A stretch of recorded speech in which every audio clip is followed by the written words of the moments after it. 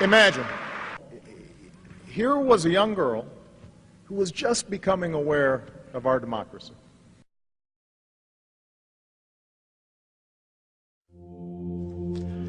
When Benjamin Franklin exited the Constitutional Convention, he was asked by a woman, "Sir, what have you given us?" His immediate response was, "A republic, ma'am, if you can keep it." Yet most Americans today have been persuaded that our nation's governmental system is a democracy and not a republic. I want to live up to her expectations. I want our democracy to be as good as Christina imagined it. The difference between these two is essential in understanding Americanism and the American system. Before we discuss political systems, however, it's helpful to address the confusion that has been spread about the political spectrum.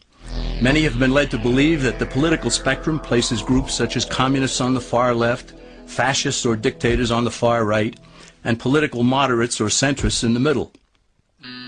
However, a more accurate political spectrum will show government having zero power on the far right to having 100% power on the far left. At the extreme right, there is no government. The extreme left features total government under such labels as communism, socialism, Nazism, fascism, princes, potentates, dictators, kings, any form of total government. Those who claim that Nazis and fascists are right-wing never define their terms. This amounts to spreading confusion.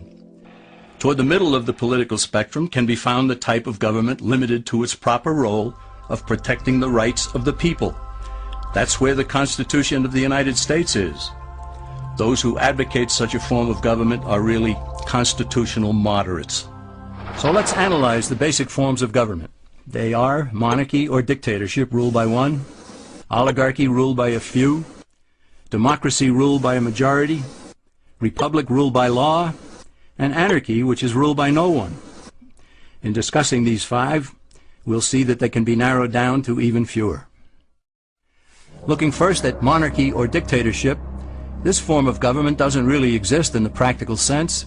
It's always a group that puts one of its members up front. A king has his council of nobles or earls, and every dictator has his bureaucrats or commissars, the men behind the scenes. This isn't ruled by one, even though one person may be the visible leader. It's ruled by a group. So let's eliminate monarchy, dictatorship, because it never truly exists.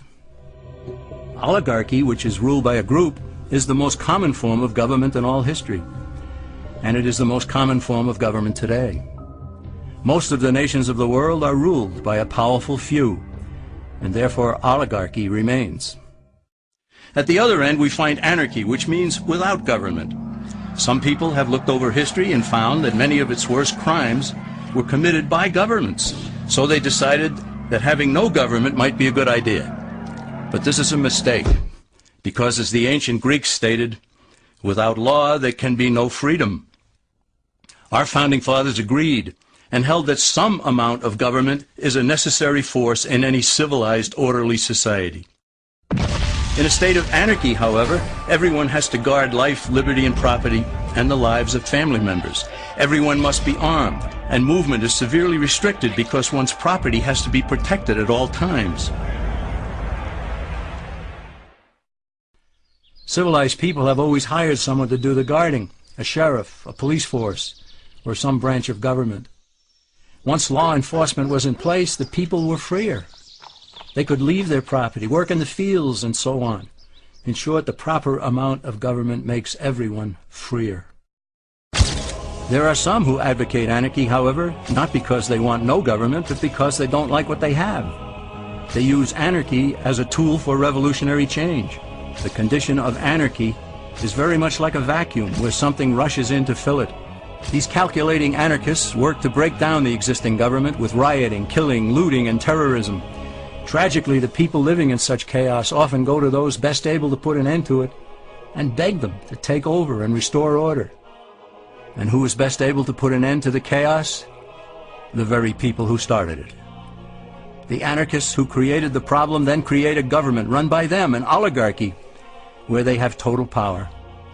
This is exactly what happened in Russia that led to Lenin taking total power, and in Germany, where Hitler's brown shirts created the chaos that brought him to power.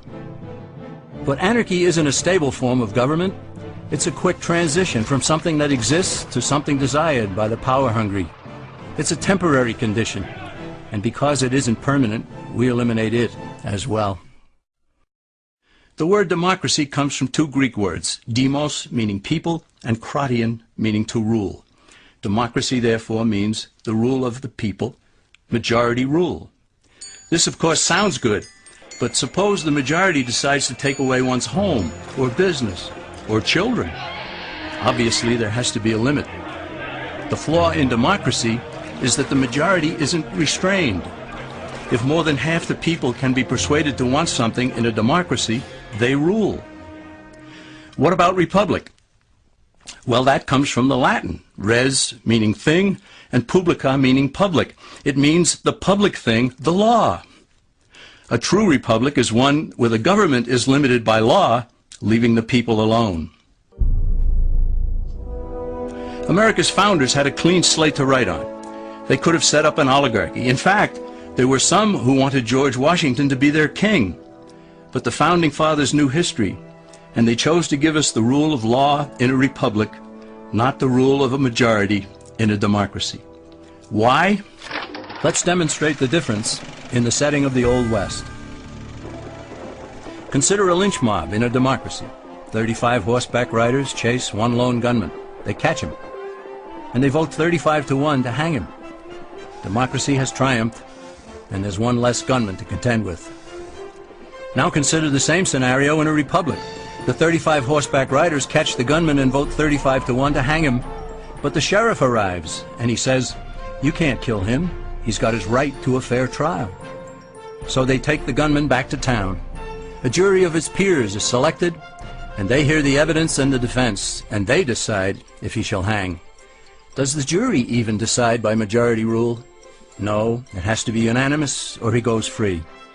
The rights of the gunman aren't subject to majority rule, but to the law. This is the essence of a republic. Many Americans would be surprised to learn that the word democracy does not appear in the Declaration of Independence or the U.S. Constitution, nor does it appear in any of the constitutions of the 50 states. The founders did everything they could to keep us from having a democracy. James Madison, rightly known as the father of the Constitution, wrote in essay number 10 of the Federalist Papers, "Democracies have ever been spectacles of turbulence and contention, have ever been found incompatible with personal security or the rights of property, and have in general been as short in their lives as they have been violent in their deaths." Alexander Hamilton agreed, and he stated, "We are a republican government. Real liberty is never found in despotism or in the extremes of democracy." Samuel Adams, a signer of the Declaration of Independence, stated, "Democracy never lasts long. It soon wastes, exhausts, and murders itself." The founders had good reason to look upon democracy with contempt, because they knew that the democracies in the early Greek city-states produced some of the wildest excesses of government imaginable. In every case, they ended up with mob rule, then anarchy, and finally tyranny under an oligarchy. During that period in Greece, there was a man named Solon, who urged creation of a fixed body of law not subject to majority whims. But where the Greeks never adopted Solon's wise counsel, the Romans did. Based on what they knew of Solon's laws, they created the 12 tables of the Roman law, and in effect built a republic that limited government power and left the people alone. Since government was limited, the people were free to produce, with the understanding that they could keep the fruits of their labor. In time, Rome became wealthy and the envy of the world. In the midst of plenty, however, the Roman people forgot what freedom entailed. They forgot that the essence of freedom is the proper limitation of government. When government power grows, people freedom recedes. Once the Romans dropped their guard, power-seeking politicians began to exceed the powers granted them in the Roman Constitution. Some learned that they could elect politicians who would use government power to take property from some and give it to others. Agriculture subsidies were introduced, followed by housing and welfare programs. Inevitably, taxes rose and controls over the private sector were imposed. Soon, a number of Rome's producers could no longer make ends meet, and they went on the dole. Productivity declined, shortages developed, and mobs began roaming the streets demanding bread and circuses from the government.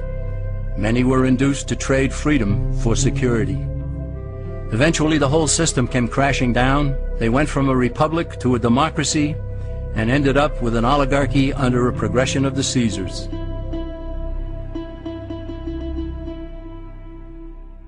Thus, democracy itself is not a stable form of government. Instead, it is the gradual transition from limited government to the unlimited rule of an oligarchy.